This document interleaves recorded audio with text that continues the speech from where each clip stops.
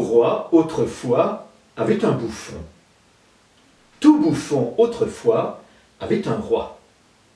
Le bouffon de François Ier s'appelait Triboulet. Triboulet le bouffon, Triboulet le difforme. Un jour, le roi François Ier, fort en colère contre Triboulet pour je ne sais quelle peccadille, l'a condamné à mort. Cependant, il lui a permis de choisir la manière dont il mourrait. Eh bien, dit Triboulet, je voudrais mourir de vieillesse. À la même époque, au XVIe siècle, en Inde, vivait un bouffon qui s'appelait Tenali Raman. C'était le bouffon d'un roi qui s'appelait Krishnadeva Raya. Ce roi appréciait beaucoup l'intelligence de ce bouffon, même si parfois il était fort en colère contre lui, mais surtout, il aimait se moquer ouvertement de lui, le rabaisser, l'humilier, et cela devant ses propres courtisans. Ce jour-là, la cour était rassemblée. Il y avait le roi, il avait à ses côtés Tenali Raman, et il y avait tous les courtisans.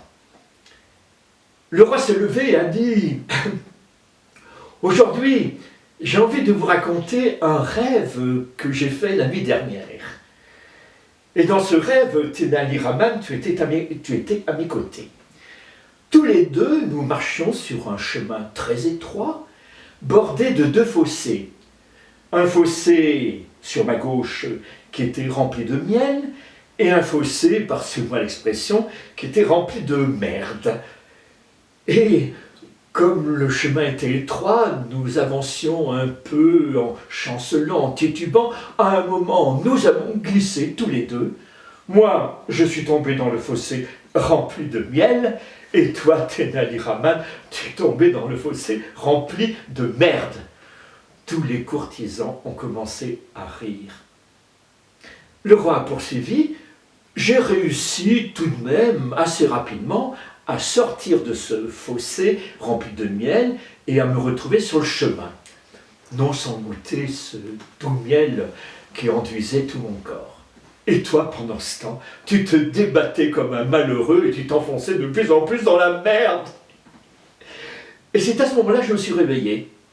Alors là, ça a été l'éclat de rire général. Les courtisans sont repartis en disant « Notre roi a encore su nous raconter une histoire pour nous faire rire de ce Tenali Raman. » Le lendemain, la cour était à nouveau rassemblée. Il y avait le roi, il y avait Tenali Raman et il y avait les courtisans. C'est Tenali Raman qui s'est levé et qui a demandé la permission au roi de raconter lui aussi un rêve qu'il avait fait la nuit dernière. Le roi lui a donné la permission. Et Tenali Raman lui a dit « C'est tout de même étrange parce que mon rêve commence justement à l'endroit où le vôtre se terminait. Souvenez-vous, vous étiez là, debout sur le chemin, vous aviez réussi à sortir du fossé, et moi je continue à me débattre dans la merde. J'ai quand même réussi moi aussi à sortir. Nous nous sommes regardés et tous deux nous avons convenu qu'il n'était pas possible de rentrer au palais de cette façon. Aussi, nous nous sommes mis d'accord pour nous nettoyer réciproquement. Aussi, moi j'ai commencé à vous nettoyer en vous léchant. Et vous, vous avez fait de même en me léchant. Ça a été un silence consterné chez tous les courtisans. Tous ont regardé le roi. Et le roi a éclaté de rire en disant décidément, Raman, tu me feras toujours rire.